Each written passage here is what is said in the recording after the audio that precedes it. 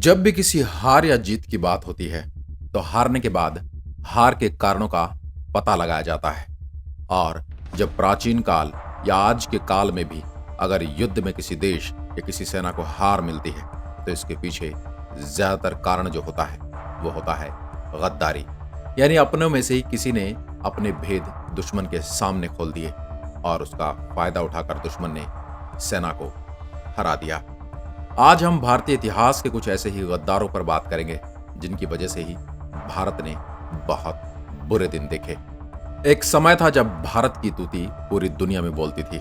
पूरी दुनिया को जीतने वाला सिकंदर भारत से हार कर लौटा था। इसके पश्चात कई सैकड़ों सालों तक किसी भी आक्रांता की भारत पर नजर उठाने की हिम्मत नहीं हुई। उसके बाद चंद्रगुप्त मौर्य के वंशज और सम्राट अशोक के समय तक किसी ने भी भारत की ओर आंख उठाने की हिम्मत नहीं की। लेकिन सम्राट अशोक और उनके वंशज जब से बौद्ध हुए, जब से सम्राट अशोक और उनके वंशजों ने युद्ध न करने का प्रण लिया और शांति के मार्ग की ओर बढ़े, तो यही शांति का मार्ग भारत को युद्ध की ओर ले जाने लगा। यानी एक बार फिर दुश्मनों की नजरें भारत की ओर उठने लगी। इसके पश्चात भारत में कई इस्लामिक आक्रमण होने शुरू हुए। अंग्रेज व्यापार के नाम पर अंग्रेज भारत में आने शुरू हुए। इस कारण भारत विदेशियों के निशाने पर था। भारत में अगर कोई जगह गुलाम होती तो कुछ दिनों में आजाद करवा ली जाती। लेकिन स्थिति खराब होने का और भारत गुलाम होने का प्रमुख कारण भारत में ही छिपे कुछ गद्दार थे, जिनमें से हम कुछ गद्दारों पर आज नजर डालेंगे। नंबर 1, जयचंद। जब जब इतिहास के पन्नों में राजा पृथ्वीराज चौहान का नाम याद किया जाएगा तब उनके नाम के साथ एक नाम और जुड़ता है और वह नाम है जयचंद। किसी भी धोखेबाज, देशद्रोही या गद्दार के लिए जयचंद का नाम तो मानो मुहावरे की तरह प्रयोग किया जाता है। या किसी को जयचंद कह दिया जाए तो इसे गाली मानता है। जयचंद कौन था? जयचंद कन्नौज साम्राज्य का राजा था। वो गहरवार राजवंश से थे, जिसे अब राठौड़ राजवंश के नाम से जाना जाता है। दरअसल पृथ्वीराज और जयचंद की पुरानी दुश्मनी थी। दोनों के मध्य युद्ध भी हो चुके थे। फिर भी पृथ्वीराज द्वारा संयोगिता से विवाह के बाद यह जयचंद का दामाद बन चुके थे। उसके दिल में अपमान के तीखे तीर चुभ रहे थे। वह किसी भी कीमत पर पृथ्वीराज का विनाश चाहता था, भले उसे कुछ भी करना पड़े। अपने जासूसों से उसे पता चला कि मोहम्मद गोरी पृथ्वीराज को अपनी पराजय का बदला लेना चाहता है। जयचंद ने दिल्ली की सत्ता के लालच में मोहम्मद गोरी का साथ दिया। गौरी व जयचंद की सेना के आगे पृथ्वीराज को हार का सामना करना पड़ा। लेकिन युद्ध के बाद गौरी ने जयचंद को मार दिया। उसके बाद गौरी ने कन्नौज, दिल्ली सहित कई जगहों पर कब्जा कर लिया था। इसके बाद भारत में इस्लामिक का दबदबा बढ़ना शुरू हो गया। नंबर 2, मानसिंह। पृथ्वीराज चौहान और महाराणा प्रताप में कौन अधिक महान और श्रेष्ठ योद्धा था, इस पर चर्चाएं कितनी भी हो सकती हैं। वहीं उनके समकालीन राजद्रोही मानसिंह और जयचंद के बीच भी गद्दारी की क्षमता में मुकाबला कड़ा मिलेगा। एक तरफ जहां महाराणा प्रताप संपूर्ण भारतवर्ष को आजाद कराने के लिए दर दर भटक रहे थे और जंगलों में रहकर घास की रोटियां खा रहे थे, देश के मुगलों से बचाने की कोशिश कर रहे थे, वहीं मानसिंह मुगलों का साथ दे रहे थे। राजा मानसिंह मुगलों के सेना प्रमुख थे और वह आमेर के राजा भी थे। यही नहीं, महाराणा प्रताप और मुगलों की सेना के बीच लड़े गए हल्दी घाटी के युद्ध में वो मुगल सेना के सेनापति थे। मानसिंह की ही गद्दारी के कारण महाराणा प्रताप घायल हो गए थे, लेकिन उन्होंने अपने आप में बदले की आग पूरी की थी। जब महाराणा योजना के साथ आगे बढ़े, अपनी सेना को इकट्ठा करके अकबर के साथ हल्दी घाटी में युद्ध में जीत हासिल की।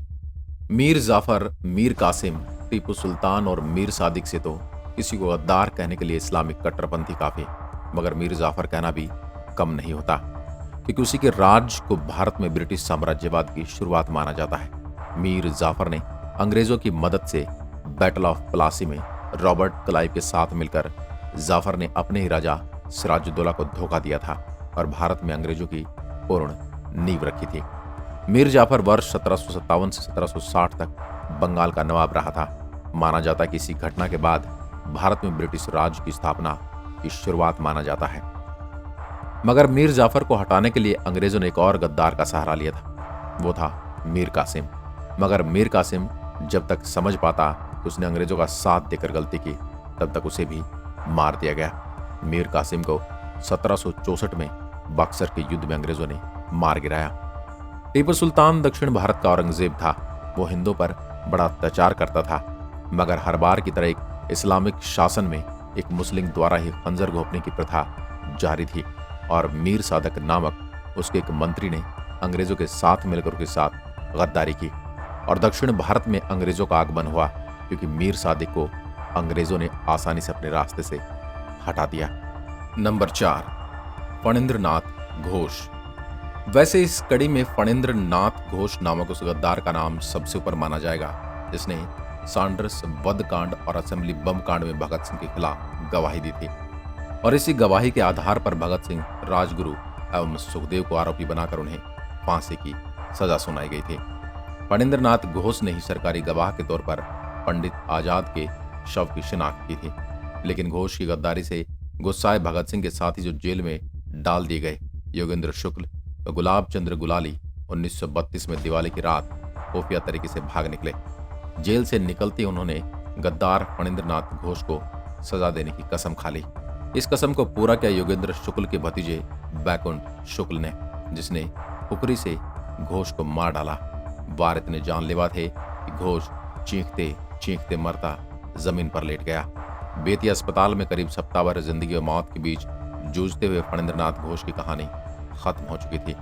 बेशक बैकुंठ शुक्ल 6 जुलाई 1933 को हाजीपुर पुल के सोनपुर वाले छोर से गिरफ्तार कर लिए गए और फांसी पर लटका दिए गए, मगर वो अपना काम बखूबी कर चुके थे।